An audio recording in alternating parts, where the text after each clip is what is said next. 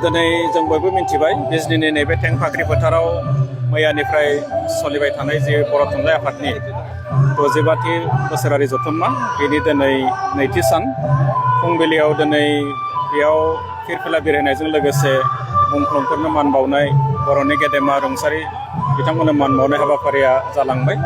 बेनिफ्राय दा सेमिनार जागासिनो दङ।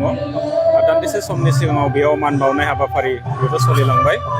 दा जोबोद गोजोनदों, जोबोद बेयाव लैहोर लैहोर सुबुंफोरनि बाहागो लानाय। जे बर' थुनलाइ आफादनि बोसोरारि जथुम्माफ्रा सरासनस्रायै बिदिनो जायो, नाथाय बिजनीनि नैबे टेंफाख्रि जे फोथार बे फोथाराव जानाय बियो बोसोरसेला जथुम्माया मोनसे जारिमिनारि मोनसे जथुम्मा बियो जागोन। जों मिन्थिनायाव बेयाव गोदान मोनसे आफादबो दाजागोन 3 बोसोरनि थाखाय। दा सरासनस्रायै जों नायदों बिजनीनि नैबेहाय रायजो जानाय जि बर' सुबुं, बर'जों लोगोसे गुबुन हारिनि सुबुंफ्रा बेयाव रायजो जायो हिसाबै बेवहाय जेरैबायदि गाजा गोमजायै जानांगौमोन बेबायदिनो जादों। दा बेनि थाखाय आङो बर' कालचारेल अट'नमास काउन्सिलनिफ्राय बेनि जोंनि बानजाय आफादनि दैदेनगिरि आरो आथिखालनि बर' थुनलाइ आफादनि आफादगिरि गाहाय नेहाथारजों गासैनिसिमबो आङो साबायखर बावदों। बिथांमोना खुब मोजाङैनो खुंफुंनायनि थाखाय। थेवबो जों मोनसे खोथाखौ बुंनांगोन, दिनैसिमबो बर' थुनलाइ आफादा बर'खौ दिनै एसेल' सोसननायजों लोगोसे बर'खौ दिनै बिजों महरै लाबोनानै दिनैसिम आसामाव बेखौ एसोसिएट लेंगुवेज लाबोनायसिम जेरैबायदि गोख्रों खामानि मावबोबाय, नाथाय दिनैसिमबो बर' बिजोंनि माखासे जेंनाया थालांबाय। दिनैसिमबो जों नायदों बेयाव बिटिआर ओनसोल एबा बिटिआरनि बाहेराव जोंनि बिकेडब्लिउसि एरियायावबो माखासे बेबायदि फरायसालि एलपिनिफ्राय जोंना फरायसालिमासिम माखासे जोंनि स्कुल आरो कलेजेसफ्रा दाबो भेन्सार जानानै दङ आरो बेनि थाखाय मोनसे दुखुआ थाबाय।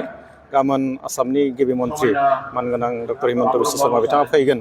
दा बेवहाय फिन खेबसेबाव हयथ' बर' बिजोंनि जि जेंना बेयो सावरायजागोन।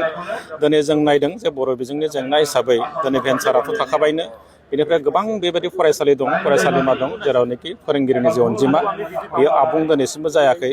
आरो बेजोंनो लोगोसे फरायसालिफ्राव जोंनि फरा बिजाब बेबो थिग मथे दाबो सम मथे सहैयाखै, बे जेंनाया दङ। नाथाय आसा खालामजायो दिनै आसाम सरकारजों जिहेतु जोंनि बिटिआरनि सरकार एबा जोंनि बिकेडब्लिउसि गासैबो सरकाराव आसाम सरकारजोंनो दंखायो।